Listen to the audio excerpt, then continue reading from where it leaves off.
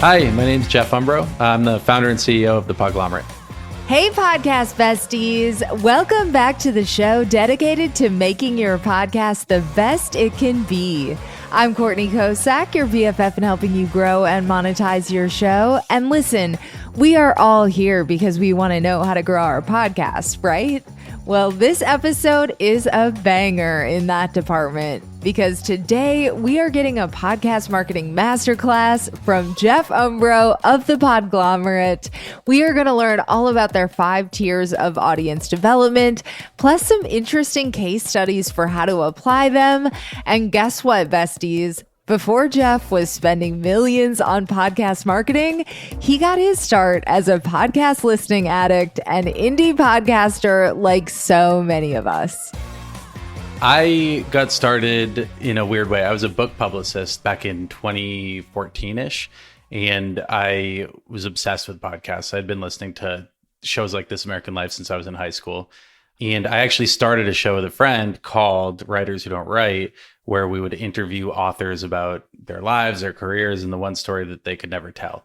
Like, what year is this? This is like, I believe, 2014 through 2016, give or take. I might be a little off. But still early podcasting. Yeah, it was around the time Serial came out. Like, I remember I had read Hot Pod for the first time in doing the research to create the show. And it's so funny, like back in the day, it was a very different newsletter than it is now.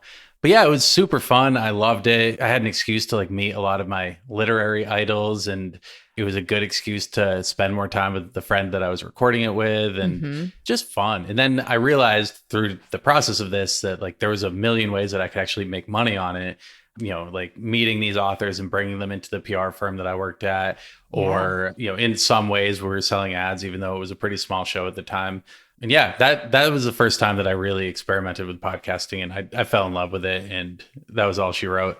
And then, so in that process of trying to sell your own ads, you started what became Podglomerate, right? Yeah, in a roundabout way, yes. Explain, give us the Cliff's Notes of how that went down. Basically, I couldn't get a job making podcasts for anyone else. And I determined that I was ready for a career change, and I wanted it to be podcasting. So I went and I did a couple job interviews, and everybody was basically, they saw me as a hobbyist, which I was, and I really did not have any like deep knowledge of the industry. Although I had been, you know, annoying all of my friends by obsessing over the industry. So long story short, I couldn't get a job. So I just decided to start my own thing. I was really lucky. I had, in hindsight, a very tiny savings account that let me quit my job and spend like 6 months doing this. If I could go back in time, I don't think I would have trusted myself to do it. But I got lucky. I got a couple great clients early on. And my idea initially was, let's bundle a bunch of shows together that are all a little bit small, try and package them together to sell to advertisers. And it worked to an extent, but like I realized why places like AdvertiseCast like are so technology heavy. Just makes things a little bit easier to actually manage. So we moved into the production side of things and then the audience growth side of things. And fast forward to today, and the company has 9 employees full time. We're working with some of the biggest podcasts on the planet. We love what we do. It's super fun, and it is a far cry from back in my Writers Who Don't Write days, but I still miss it. So no, so many people started with their little indie show that led them into the industry. So today, how do you work? You work with clients in different ways. So explain some of those ways that you work with people. Sure. So the 3 major things that we do today are production, audience growth, and monetization. So on the production front, we are a work-for-hire production firm that works with folks like A&E, Lifetime, the History Channel. We also produce our own content. We just published our first owned and operated, like truly original narrative series back in August called Missing Pages. We also sell ads on behalf of third parties, including folks like PBS, the World Surf League, LitHub Radio, and a handful of our own shows. In that context, we represent about 70 different podcasts, direct sales, agency sales, programmatic sales. And then really like our meat and potatoes of the business is our audience growth initiatives. And we focus on publicity, marketing, cross promotion, pitching the podcasting apps, paid acquisition. So we do that on behalf of 20 or 30 different partners. some really small publishers, some really large ones. And our entire mandate is how do we grow these audiences in like a really smart, efficient, and affordable manner. So like on the monetization side, people are always wondering, how many downloads do I need to join a network or whatever?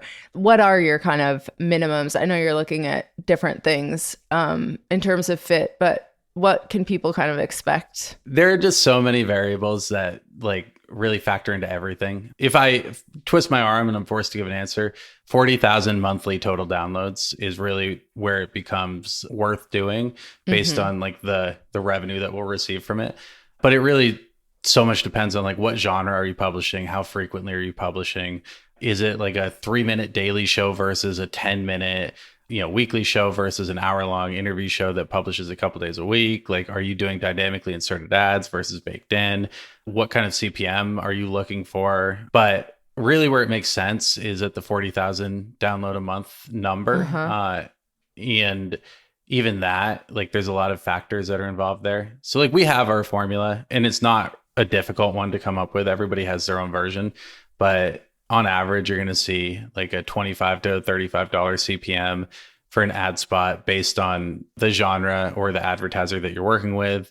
You can just plug that in and say like, how many ads do I have? How many downloads a month do I have?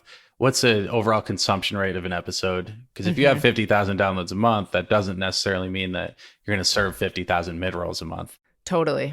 So it's a pretty simple math problem. But yeah, 40,000 is the number if you're going to twist my arm on it. Yeah, that lines up with what a lot of people say about like 10,000 an episode as a minimum or something like that. Private Parts Unknown is part of the Pleasure Podcast Network. And we just had a little meetup. And I wanted to ask you about, is there some economic uncertainty that's having an effect on ad buys right now? And yeah, someone just threw out like $20 CPMs are the new $25 CPMs. And I was like, what? Short answer is yes. And I don't know when anyone is going to be listening to this versus when this is released. And, we're recording at the end of April in 2023 right now. The ad market has been soft over the last few months. Basically, like towards the end of Q4, it started to really become apparent. A lot of that has to do with some macroeconomic issues. The economy is, depending who you ask, doing great or not so great. Right. But ultimately, the numbers are a little soft right now. And if you want to like go for like a bigger buy, you're often going to have to lower your CPMs because you're competing with a lot of people who are also doing that. But the longer version of that answer, which I'll keep very short, is it really depends on what your show is, like what your past relationship to advertisers consists of. Like, has your show historically been able to perform and convert to new buyers? And agencies pay attention to that. They have their own math problems that they're working out on their end. So there are a lot of shows that are able to kind of keep their CPMs where they are. There are quite a few shows that are having to lower them, hopefully for a temporary basis. So I don't know that I would say that it's the new like average CPM, but for some shows, it is the new average CPM for right now. For right now, yes. Let's definitely add that caveat. So I think the perfect marriage between, advertisers love baked in ads, right? And it's better for shows usually to do dynamic insertion over the long term. So I think what would be the perfect marriage would be having a sponsored by shout out especially for chat style shows at the beginning and end of the show. And you buy that along with a dynamically inserted mid-roll. But the mid-roll expires. Like that is going away after 90 days or whatever your contract says. But the shout out lives forever, but you pay like a much higher premium for that. What do you think? Yeah, I mean, I don't think that there's a wrong way to do this. I think there's a lot of people who have done cool experiments on this over the years. There's a show called The Adventure Zone, which is from the McElroy brothers and the Maximum Fun Network. And I'll be honest, I haven't listened to The Adventure Zone in a few years, but historically they did this thing. I think they called it the Jumbotron. And it was a big like fan show with a cult following. So I would call in and email them or pay $100 or whatever, and they would do a shout out on the Jumbotron for my brother's birthday or whatever it was. And that's like a baked in ad that was super relevant to the audience of that show. I'm sure you could do something very similar with like a more formal or traditional advertiser. And they would keep that in there forever. You know, it was all baked into the episode. I think that there is a world where you can do any number of things here. You can, reserve the post roll or the pre roll for a baked in spot. You can use one or more of the mid rolls for dynamic. I personally don't do that for our shows only because it becomes like an administrative nightmare if you're doing different styles for each of the shows. But then to your point, there's also the idea of a faked in ad where you basically run a dynamically inserted ad, but rather than looking at like an impression threshold, you timestamp that. So it'll expire after 90 days or whatever you want to do, could be a year. And then eventually it opens up the back catalog for more dynamic insertion. So that's another way that you can kind of like split the baby. Both, sort of. Yeah. Yeah. Interesting. Yeah. I think especially for smaller shows, those kind of like, offering a baked in and whatever, because you're doing more bespoke things with your advertising anyway. Hey besties, I want to tell you about our season 1 sponsor. It is Mopod, and they have been such an excellent partner. It has exceeded my wildest expectations trying out some of their products on the back end, and it's helped me reach a ton of new listeners. I have over 40K downloads. That is quadruple my season 1 goal, and it's helped me monetize the show. And guess what? You can do it too because they have a self-serve product. So here's the deal. Mopod is an effective, targeted way to promote your show. It's already trusted by industry giants like Condé Nast, iHeartMedia, and the HubSpot Podcast Network, and that's because it works. But Mopod isn't just for the big guys. Mopod Boost is perfect for indie podcasters like us. And it's actually been my favorite paid advertising experiment to date. I've used it on all my shows, and you can try it for just $100. Plus, if you are a bestie, you get 10% off with the link in the description. I love hearing from you guys when you try it out. So give it a try and let me know what you think. So let's talk about your 5 tiers of audience development. You want to break those down for the besties? Sure. Love the name, by the way. But thank you. Yeah. So I come from book publicity, and it always struck me as kind of funny that the publicity team at that publishing firm that I worked at sat apart from the marketing team because so many of the things that they were doing overlapped and were so complementary to one another. And I get it, like it's just the way it developed over the years, and it makes a lot of sense to kind of silo off those teams. But what happened as a result, I haven't worked in publishing for a decade, so I don't know if this is still the case, but in my experience, like there was a little bit of a separation of doing one of these initiatives, which would in theory help to improve another, but the different folks at the company weren't really talking to each other. So there's a lot of gaps in that. So one of the things that I came to podcasting trying to do was to figure out a way to bridge that gap for the people that we work with. So we developed what is called the 5 tiers of audience development. It's not unique. I'm sure I'm not the first person to come up with this, but it is publicity, marketing, cross promotion, pitching the podcasting apps, and paid acquisition. To break each of those down for just a second, publicity is the idea of trying to place reviews, interviews, features, a list of shows surrounding a certain topic in a different media property, whether that's a website, a newspaper, a magazine, a TV show, a blog, whatever. And we do that by drafting a bunch of press materials and coming up with a targeted list of who we're trying to reach, which is, we call it a media pipeline. Everybody is a little different there. The marketing initiatives, as we see them, involve like, how do we command your owned and operated properties, and how do we track the attribution on these things? So website, newsletter, social media, if you have an app or a live event or something like that. And you can even extend this to like a Reddit AMA or a Quora session or guesting on someone's newsletter or something. Like, how do you take these things that you're already engaging a piece of your audience and convert those to listeners of your podcast? And then how do you track if this is effective, and how can you continue to like iterate on that to make it more effective, or stop doing the things that aren't working? So we have a bunch of strategies that we've developed over the years to help with each of these things. And most of the attribution is done with things like Chartable or Pod Sites, smart links, smart promos, etc. But we also have a little bit of knowledge when it comes to like Google Analytics and that kind of thing. The third tier is what we call cross promotion. Most of your listeners are probably very familiar with this because of some of your past episodes. But there is the idea of interviews on other shows that are similar in nature, feed drops, so publishing an episode of your show on another show, and audio cross promos. So I will read an ad for your show, you read an ad for my show. We'll figure out what kind of swap makes sense. The fourth tier, app pitching or retailer merchandising. It's the same idea as like you walk into a bookstore and you see a table in the front of the room with a bunch of books on it. That's actually oftentimes paid in a bookstore. Most of the time. Yeah, it's called a co-op. And the publishers are spending like $100,000 or whatever to put Stephen King's book as like one of the displays on the airport bookshelves. So that's not always the case. Like there's plenty of these things that are curated by like real people, but oftentimes it's paid. So when it comes to like Apple Podcasts, Spotify, Pocket Cast, TuneIn, a lot of that occasionally is paid, but most of it, not on Apple or Spotify or anything, but for the most part, that stuff is curated by real people, and you can build up relationships and pitch them to try and get your show featured. New and noteworthy, carousel, collection of certain topics. And there's also the idea of like the algorithmic selections. So in Apple, if I go on, Podcast Bestie, it might show me James Cridland's podcast.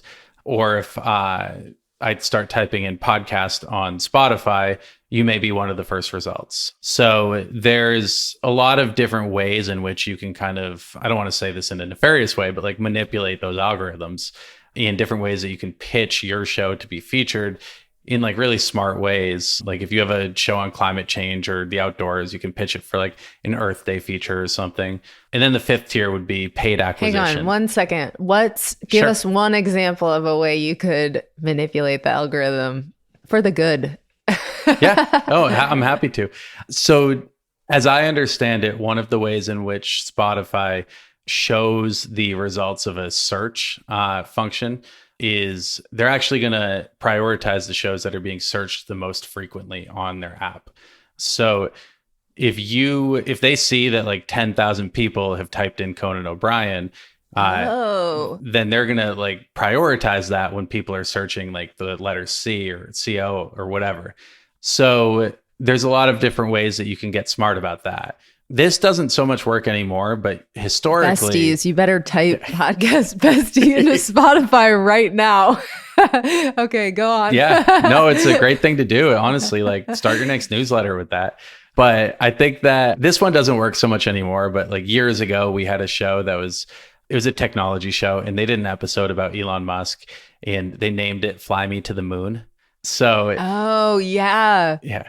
We got tons of Spotify downloads for people that were mistaking it for the Frank Sinatra song. So I haven't really seen that recently, but I guess the idea is basically like you can SEO or optimize your show for these kinds of searches. And then the fifth bucket would be paid acquisition, which I know your listeners and followers are very familiar with, but we break that down into 5 buckets as well. Ooh, yeah. So there's the idea of in-app purchases, which you're doing already with Castro and Overcast and some others. There's the idea of audio promos. So you're basically buying like advertising on existing podcasts to feature your show. Like directly or through Buzzsprout or something like that? For the audio ads, there's a bunch of different ways to do it. There's like marketplaces that you can go to, such as Gumball or AdvertiseCast or something, where you can actually curate and select the shows that you want to purchase an ad on. There's also like programmatic marketplaces where you can do demographic targeting. Candidly, I don't love doing that because I find that it's not as efficient or effective, though I have seen it work well. And then you can also go directly to the publishers and purchase the spots through insertion orders and that kind of thing. And we do quite a bit of that. There's also social media advertising, which has its uses, but like I generally don't think it's very valuable for promoting a podcast. There is the idea of buying spots in email newsletters, which is really valuable. And then there's a bucket that we call miscellaneous, which I would put something like Mopod in, because it's kind of merging a few different like techniques there. And Podroll or SwapStack, which are, some newer platforms that are popping up. And like a Google display ad, I would probably put in that bucket. So those are the 5 buckets of audience growth or distribution that the Podglomerate uses. And we incorporate some version of all of those into each of our campaigns. Hey besties, just a quick word from one of our classified sponsors, the Label Free Podcast. To live your best life, live label free. Join Deanna on her journey welcoming dynamic guests on her show who embody living label free. She connects with entrepreneurs, authors, artists, coaches, and all bring tremendous value to her audience. Listen to the Label Free Podcast on Apple Podcasts or wherever you listen to podcasts, and you can also watch the show on YouTube. Deanna looks like she is crushing it over there, and you can buy a sponsorship to Podcast Bestie at podcastbestie.com/advertise. Okay, now back to the show.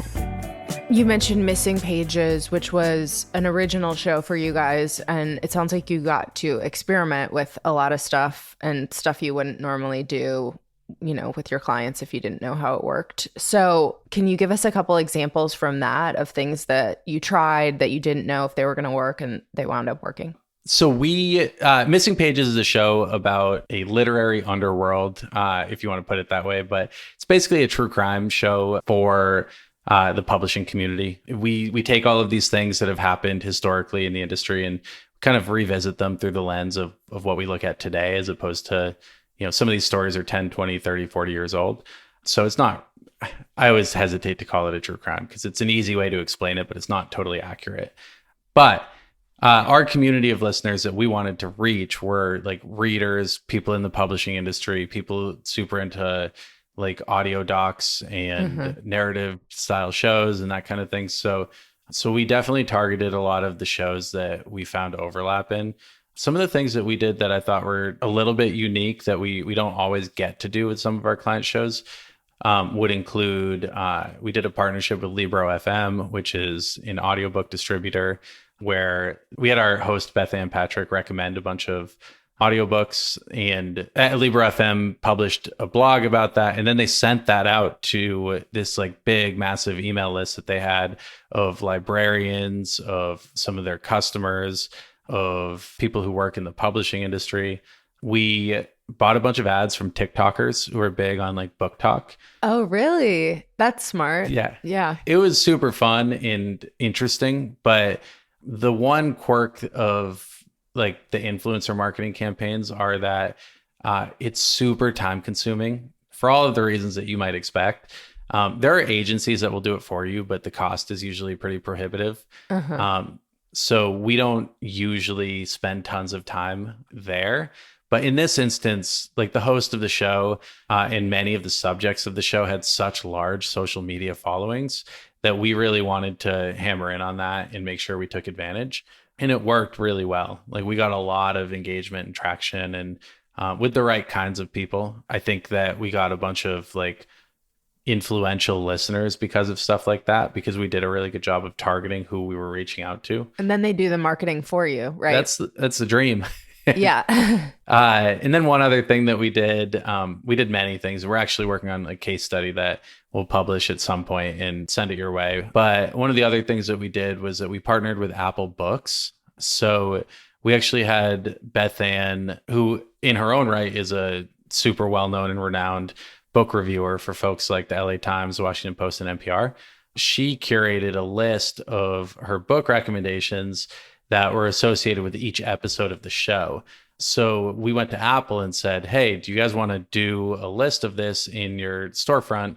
And you can promote like the audiobook versions of each of these books or something.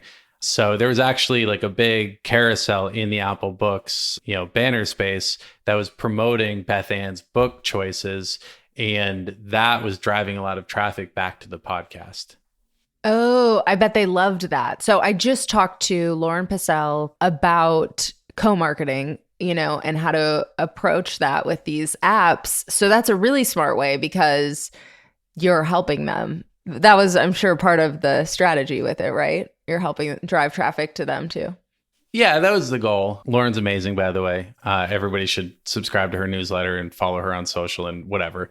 But I think that it really depends on like what your goals are and who you're talking to and what you're trying to do. Like somebody like Apple Books, like they're doing 1,000 things at once, and anything that we're going to do to help them out is not really going to move the needle. Don't get me wrong. Like we still did a lot. Like we had a dedicated episode in the feed. We did some social media, driving traffic back to Apple Books. We had big email newsletter blast. We did a PR push. But ultimately, like this was part of a bigger collaboration where Apple, I think, was interested in like building a bigger ecosystem between all of their different properties. So this one was pretty unique. When it comes to like how you can offer value back to these different platforms, I think that oftentimes the way you should be thinking about it is like, what are the listeners going to be interested in? And how can you make the curators at these different platforms' jobs easier by like kind of forecasting that idea and sending it their way? So if you have a basketball podcast, like the NBA playoffs are happening right now. So you can pitch a collection on like sports podcasts or basketball podcasts to tune in, or Apple Podcasts or whatever. And you can start to see trends in this too. If you open like every Monday religiously, I'll open every different podcasting app and I'll just see what they're like promoting.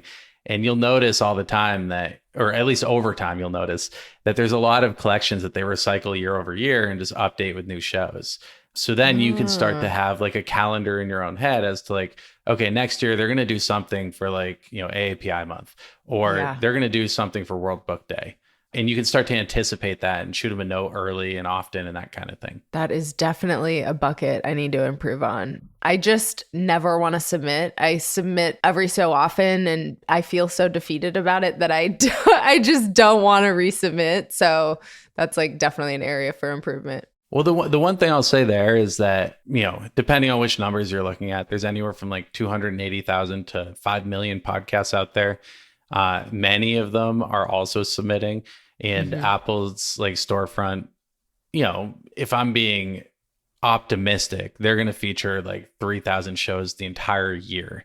So like you're already kind of starting off with, they're only ever going to feature like 1% of the shows that are being pitched. So it's tough. And I say that basically just to say like, if anyone don't feel bad. Yeah.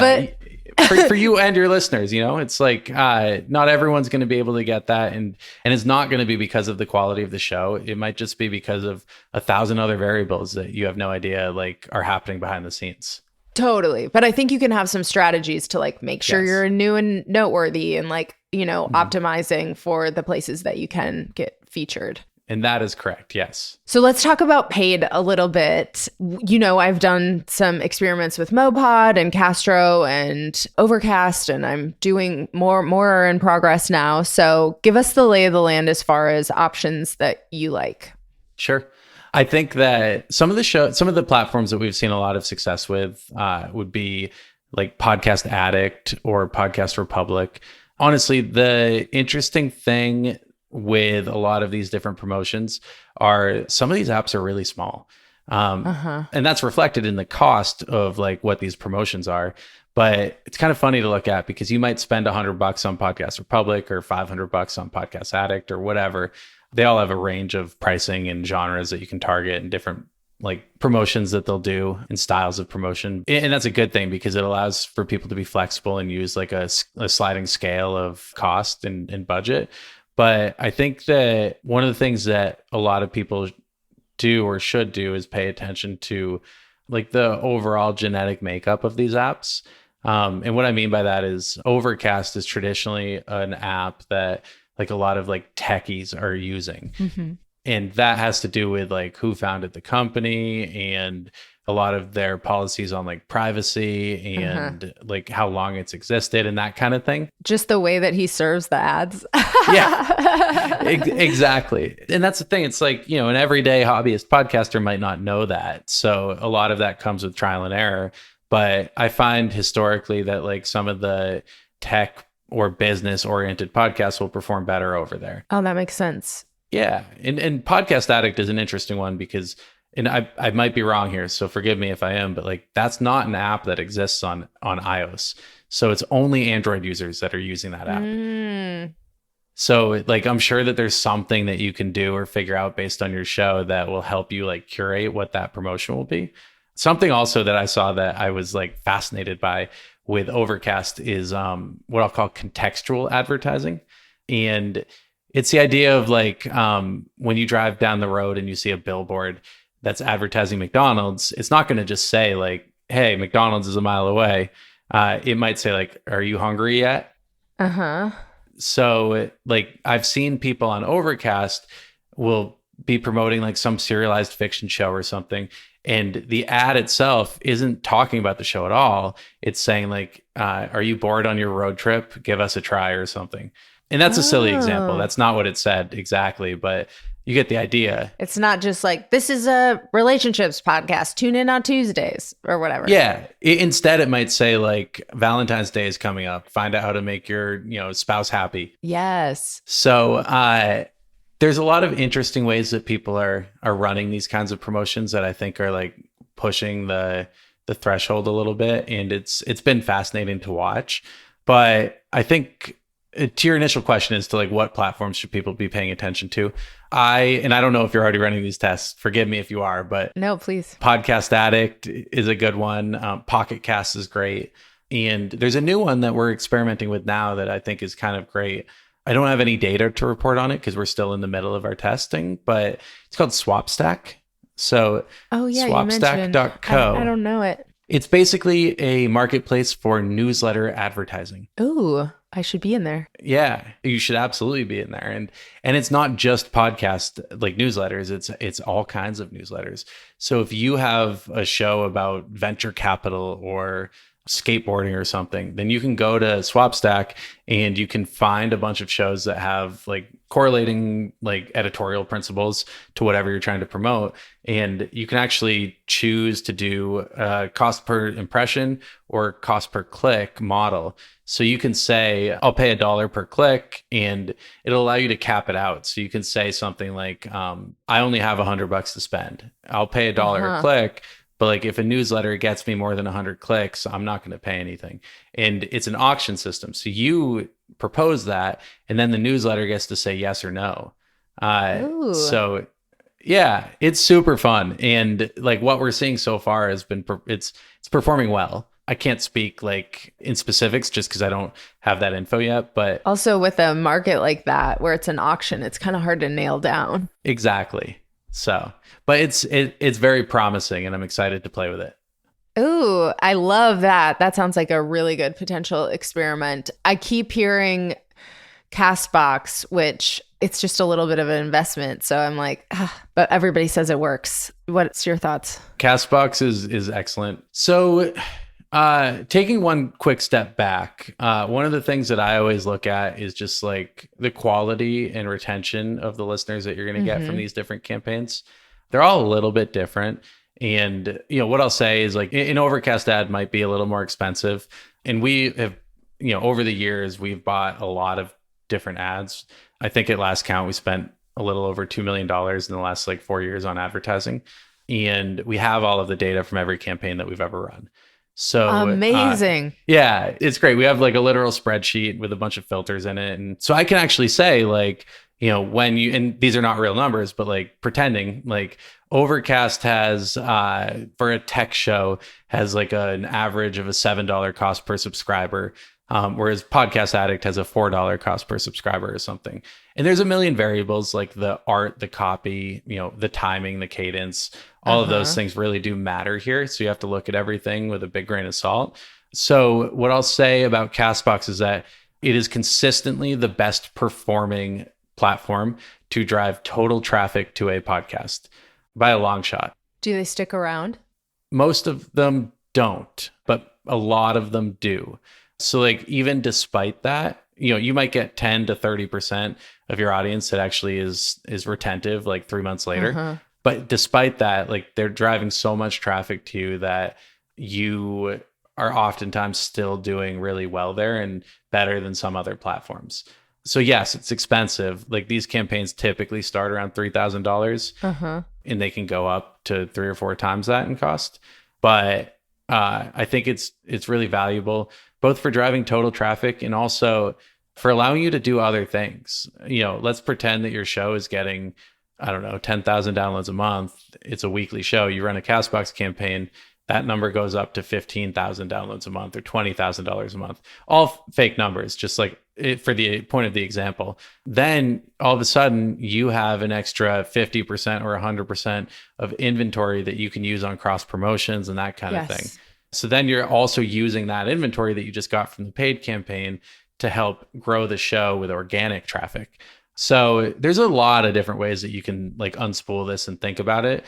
And they're all really cool and exciting. But like at the end of the day, with everything that you do, you just have to like really take a step back at regular intervals and just say like, what am I trying to do here? How am I doing it? Is it working? Should I reassess? So I guess like if, this show's geared towards indie podcasters, and if an indie podcaster just had like $500 to spend on their first ad buy, how would you tell them to spend that money? Sure. There's a few directions that you can go there. I actually would say try SwapStack, because at the very least, you're going to get a great experience and understand like more demographic info about your show and how you're positioning it and how it's going to perform. If you want something that's a little bit more certain about getting you some traffic, then I would suggest either like an Overcast or a Podcast Addict, both of which have targeting for like a big broad swath of their listeners and targeting for a very particular category. So like you can choose like comedy or tech or education. So you can like really hammer in on that. And both of them are going to give you actually, so either overcast.fm/ads or podcastaddict.com/ads. And both of them are going to give you a forecast of like what you're going to get for your money. And they're usually pretty accurate. So you can literally say like, if this is telling me that it's going to cost me $300 to get 50 subscribers, then that's a $6 cost per subscription. And then you can say like, is that worth it or is it not? I do find that Overcast listeners I can't run sex ads on there anymore, but from my previous experiments, they stick around. They do. Yeah, we've seen a lot of that over the years. And Overcast is funny because I didn't know about the sex ads, but we've tried to buy ads That's for a couple new thing in the last couple of years. It's like, I think crypto now, sex shows, there are a few different categories like cannabis that you just can't advertise. Weirdly, I've found that a couple platforms, to my knowledge, not Overcast, but historically there are a few platforms that won't allow like religious podcasts to advertise, which makes sense given the context, but like is kind of a funny like line to draw. So, but I think that there's a lot of different avenues to do this, and the listeners will stick around. You just have to ask yourself, like, is this $500 that I'm going to spend worth what I will get out of this? Or I don't know, could you spend that money on like a production consultation or a new microphone or new podcast art or something? Like there's a lot of different ways that you guys can look at trying to grow that audience. As far as free tactics, collaboration and owned media, especially, what are, the best ways to spend your time, which is also a limited resource? Joni Deutsch on my team, she's our VP of marketing and audience development. She's brilliant. Has this line that she published for I think it's the Neiman Lab, like future of journalism predictions. I'm probably butchering that, but it was essentially that like all audience growth is relationship building. And I've been for a decade now, I have a rule where I will send a minimum of 3 emails a week where I'm just introducing myself to somebody. Smart. And it's not always because I want something. Often it is, but it's usually just to be blunt. I appreciate the honesty. Yeah. But even so, like so much of this business is just about building community and fostering relationships. And I might send an email to someone and just say like, hey, the episode that you did last week was awesome, or congrats on that award, or I love the new art, or even just say like, hey, how are you? Uh-huh. But I think the key here is that you should build these relationships because hopefully they're genuine and you actually like want to, and you want to learn more about these people that you're listening to or reading or whatever. And then when you do have like a big episode that you want to promote or a new show that you're going to launch, you can send it to these folks, and it's not going to be so transactional. You're going to like be like really genuinely showing them like this new thing that you're working on that you're really proud of, that you want to help bring to a bigger audience. And oftentimes people are going to really respond in a good way to that. So I guess one free tactic is just send your 3 emails, introduce yourself, get to know people, build meaningful relationships, whether you're going to use that like in the future to pitch something or not. So I love that. That's great. Okay, so I have a recurring question for season 1. I have been asking everyone to audit me. I have 3 podcasts right now. It's too many. Private Parts Unknown is about love and sexuality around the world. The Bleeders about book writing and publishing. And this is Podcast Bestie. So let me know what you think. Yeah. What should I be doing? My, and this is mostly a joke, but I'll say it anyway, is, do 1 instead of 3, and then you can spend more time on the 1. But again, mostly a joke. Yeah, I wish I was like that. I mean, I'm in the same boat. I have 100 projects at any given moment. But well, first of all, for the Bleeders, email me and we can figure out something to do with missing pages. Oh, cool. Yeah, I'm sure there's something fun we can figure out. But again, I don't know which of these platforms that you're already experimenting with, but I would test out Swapstack. I think one of the things that, and you kind of touched on this in your last episode, about cross-platform promotions, and I'm totally blanking on her name. She was brilliant, so I'm sorry. Anna Van Valen. Yes. She talked about cross-media promotions. Yes. Sorry, Anna. I love the episode. But I think that we often will do a lot of like cross-platform promotions. So like we mentioned before, we talked about like the Apple Books promotion and Libro FM and everything. But even simpler than that, like we'll often email somebody who has like a similar newsletter or podcast, and we'll offer them a like ad spot on the audio side on our end and ask on their end that they like plug us in their newsletter or something. And if you have the right audience fit in like demographic targeting or whatever, it's often going to be really, really effective. We've done this a few times with Morning Brew, for example. And I mean, you get thousands of people who click through that newsletter and come back to whatever you're promoting.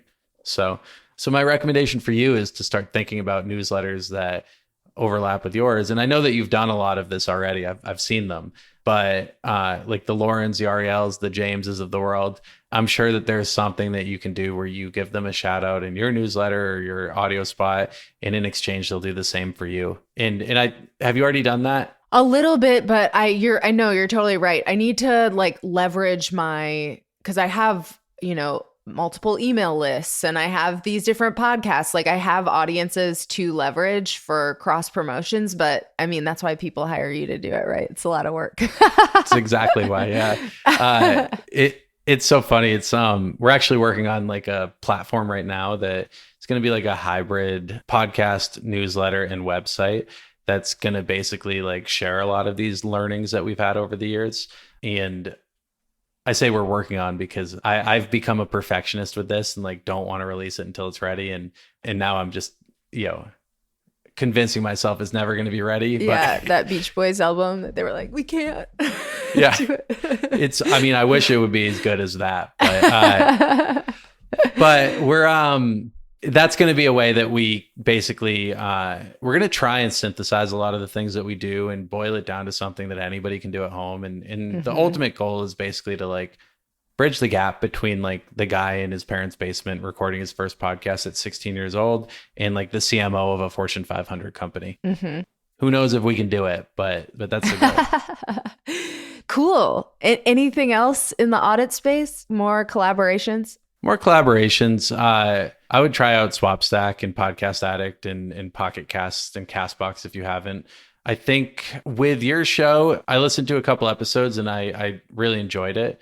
I think this is something I'm actually struggling with myself because we're developing a podcast about the podcast space for this platform. But I think it's really tough to figure out how to speak to your peers in this industry because so many people have their own like ideas and agendas about like what they want to know and what they want to share and that kind of thing.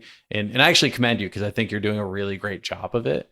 But I think the key that you have to solve and that I have to solve and that everybody in this space has to solve is like, how can you make this show applicable to a bigger audience?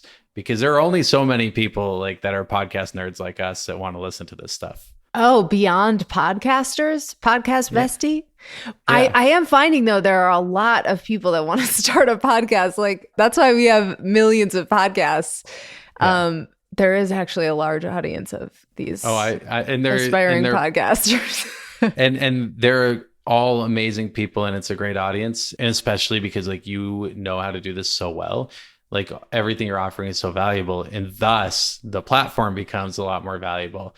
I don't know. I just think that like at a certain point, and again, I'm having the same problem here. So I'm just thinking this one through myself, but do you think it's offering higher level information or low? Like what are you? I don't know. I haven't solved this one yet. Like half of me is like, I want to throw the podcast idea out the window and make it like a media show, but I think that's just a different show. You probably could do that though. One day. But in terms of an audit idea, I think you should really like lean into the idea of like SEOing your show and think through like the idea of like how people are searching for these topics and like what questions they're asking, both Google and Spotify and Apple Podcasts. And there's all kinds of fun quirks. James Cridland of Pod News wrote up an article about a year ago that was pretty fascinating. Basically mapped out what each of the different podcasting apps showed in their search results. And so the only thing that appears in the vast majority of search results for every podcast player is going to be the show title, the episode title, and the author tag. So like the show description stuff, still incredibly important, especially depending on which platform you're looking at and like your website and everything.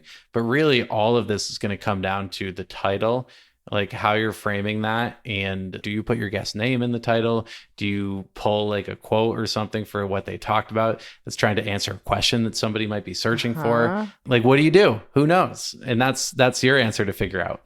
Yeah, I've tried to get a lot savvier and longer really with my episode titles because you got to keyword stuff a little bit. Yeah.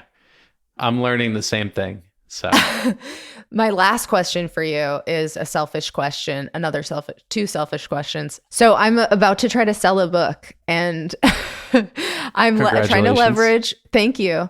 There's nothing. I got an agent, very good agent who is well-versed in six-figure deals, which was my dream. But what's your advice? Any advice from your book publishing days? I have two proposals. I'm trying to leverage my podcast audience for both because they're both semi-sex related, but one of them is like directly inspired by that podcast.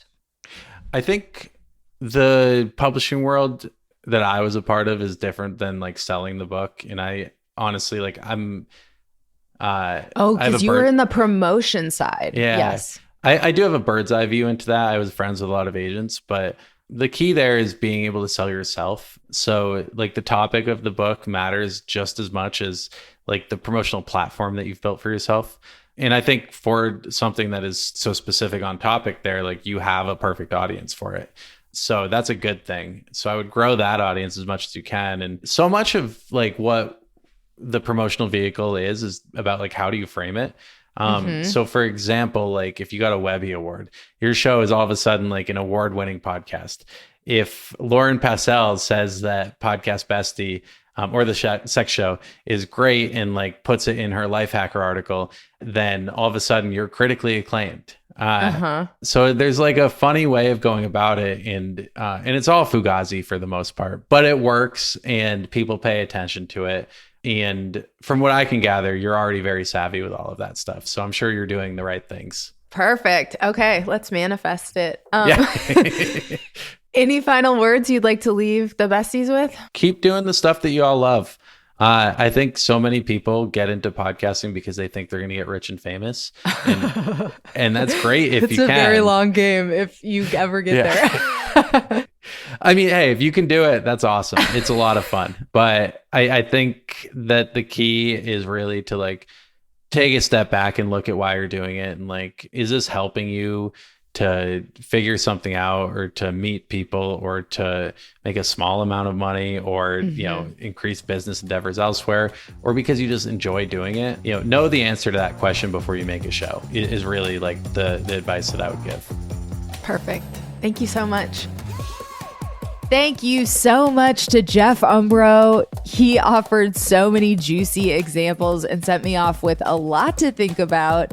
And thank you for tuning into Podcast Bestie and sticking with me until the end. Make sure you check out the last episode with Emily McElreath about going for it with guest booking. And guess what? Podcast Bestie is now on YouTube. So head over to youtube.com/@podcastbestie to subscribe. You will be joining 25 subscribers as of right now.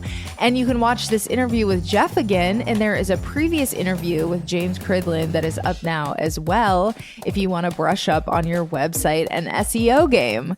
And Podcast Bestie has been getting some awesome reviews from the podcasting community on Apple Podcasts. There's one from Ashley of the Taboo Science podcast and Taylor of Sisters Assembled, both excellent podcasts. And I'm putting their links in the show notes, so make sure to look them up. And I got a brand new review. It is from the Friendly Podcast Guide, a great way to learn the podcast trade. I love this show. It helps you learn tangible ways for you to grow and perfect your podcast. I highly recommend. Thank you so much to Andy Smiley from the Friendly Podcast Guide for that Podcast Bestie review. And I want to collaborate with you and hear from you, bestie. So if you leave me a 5-star rating and a review on Apple Podcasts and email it to me, I will give you a free shout out on the show right here next episode.